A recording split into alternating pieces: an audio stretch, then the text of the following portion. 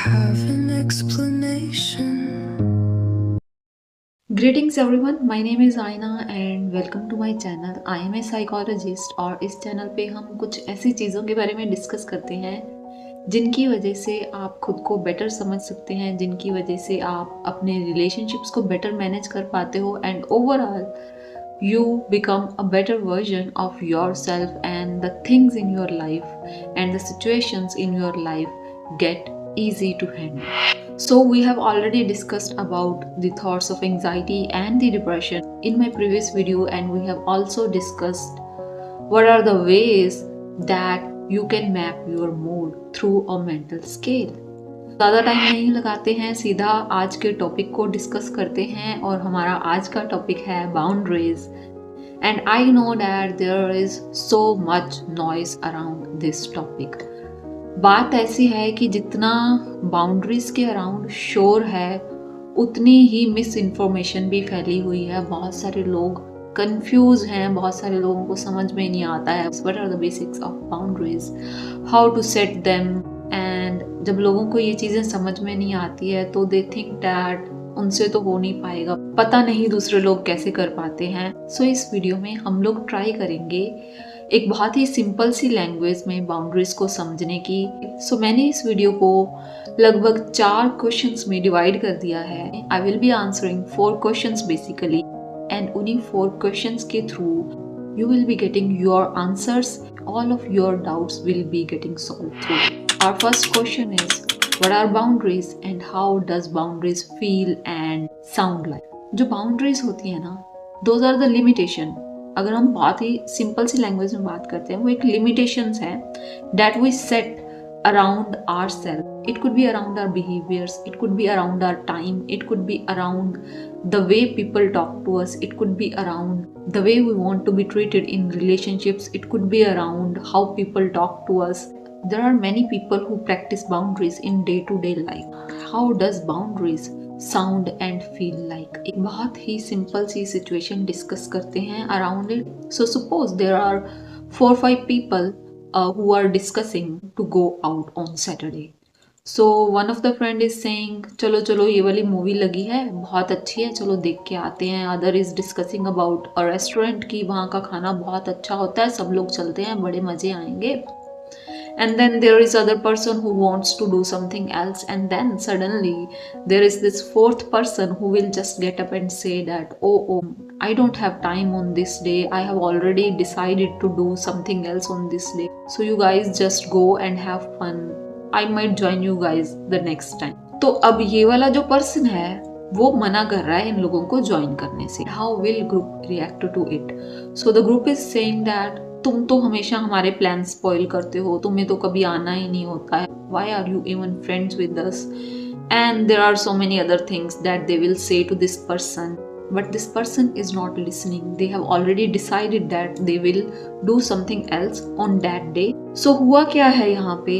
हुआ ये है कि ये वाला पर्सन है, उसने अपने टाइमिंग के अराउंड बाउंड्री सेट कर रखी है ऑलरेडी. जो उन्होंने डिसाइड करा है वो उसी चीज को प्रायोरिटी दे रहे हैं. They will follow through their commitment that they have done with themselves. So ये जो बाउंड्री है टाइमिंग की उन्होंने अपने साथ सेट करी है, वो उसको रीइंफोर्स कर रहे हैं यहाँ पे इस ग्रुप में. नो मैटर कैसे भी लोग उनको मैनिपुलेट करने का ट्राई कर रहे हैं कि बड़े मजे आएंगे.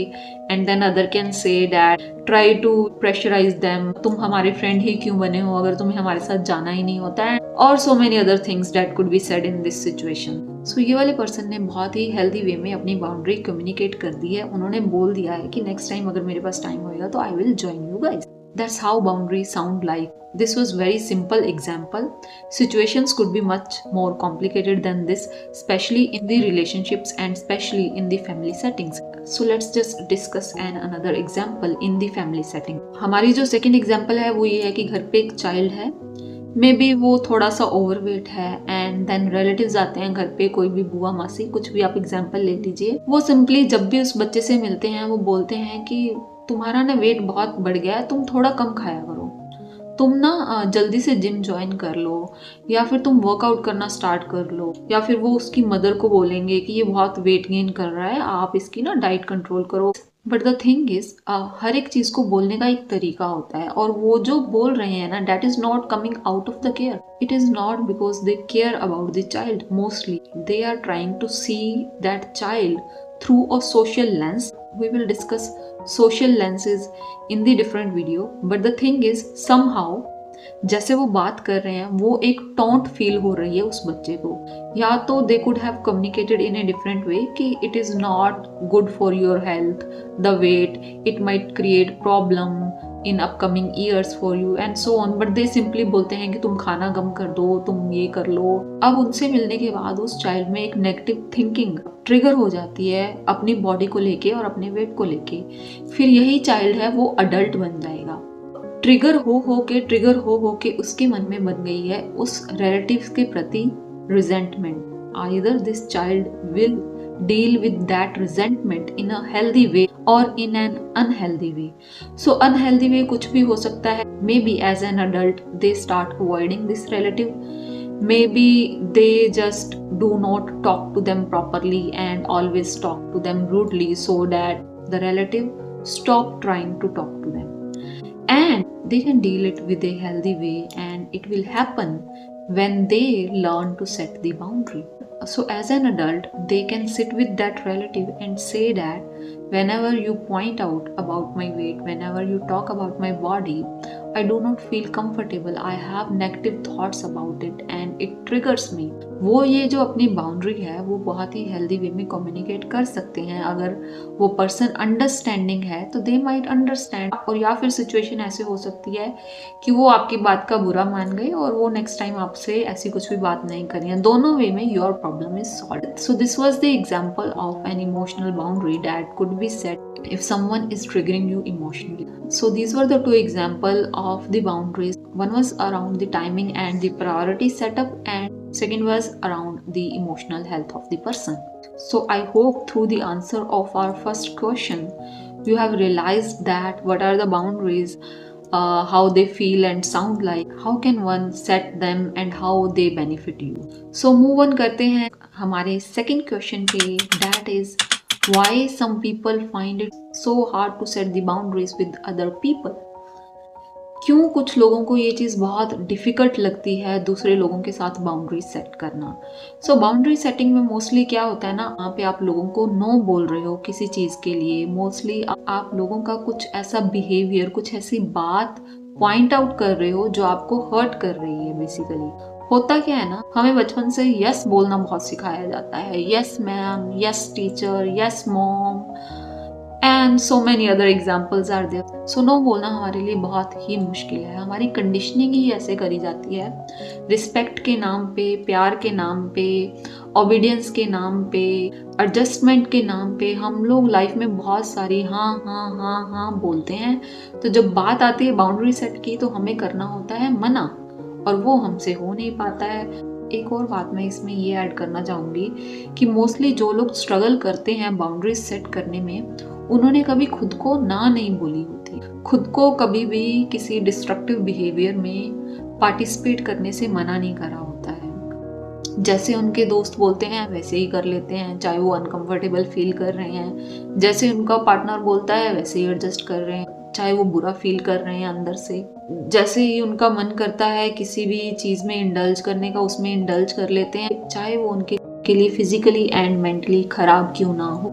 सो the example is there is this person who have some kind of anxiety and they do not like social places, but उनके जो फ्रेंड्स हैं उनको बाहर घूमना बहुत अच्छा लगता है. Again we are coming to the first example. So ये जो पर्सन है कभी भी अपनी जो प्रॉब्लम है, जो अपनी लिमिटेशन है, उनके आगे नहीं रख पाते हैं. वो सिंपली उनके साथ चले जाते हैं because they want acceptance from that group, और maybe they just do not know how to communicate about it.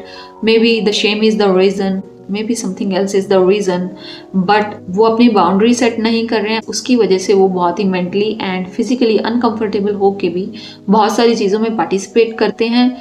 Then again in the long term it will have a bad impact upon their friendship, because obviously in one way or another they will form a resentment in their heart for these people, because some way knowingly or unknowingly these people are harming this person, but because they do not know and this person never talks about it, there is so much gap in that friendship, so it is meant to be broken in one way or another way. So it will never be a healthy friendship that can actually nurture both the parties. So अभी हमने बात करा कि कैसे जब आप खुद को मना नहीं कर पाते हो ना, तो आप किसी को भी मना नहीं कर पाओगे। आप खुद को ही नहीं बता रहे हो कि ये चीज़ गलत है मेरे लिए, या मुझको इसमें पार्टिसिपेट नहीं करना है, या ये चीज़ मेरे लिए अच्छी नहीं है, तो आप कैसे किसी को जाके बोल सकते हो भाई I am uncomfortable with this, मुझे फिजिकली अच्छा नहीं लग रहा है, मैं मेंटली प्रिपेयर्ड नहीं हूँ इस चीज़ को फेस करने के लिए। कैसे करोगे? नहीं होएगा।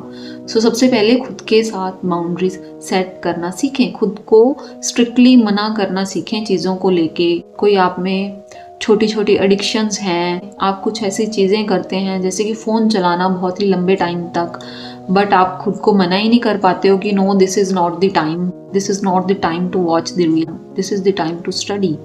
सो this is a small boundary that you need to set with yourself. And if you still have any doubts about it, you can always comment it down and I can discuss it in the next video. So चलते हैं अभी हमारे तीसरे question पे। एक बहुत ही अजीब सा बिलीफ है around the boundaries, that boundaries are selfish and people who are selfish are good at setting the boundaries. सो ये चीज़ तो मैं फर्स्ट यहीं पे ब्रेक कर देना चाहती हूँ कि ऐसा कुछ भी नहीं है। बाउंड्रीज कभी भी सेल्फिश नहीं होती हैं। ये एक बहुत ही हेल्दी वे है to navigate your life, to navigate your relationships. It is you protecting your self mentally, physically, socially, financially, spiritually. In every way you are protecting yourself whenever you are communicating about your needs, whenever you are communicating about the things that feel good to you, that feel bad to you.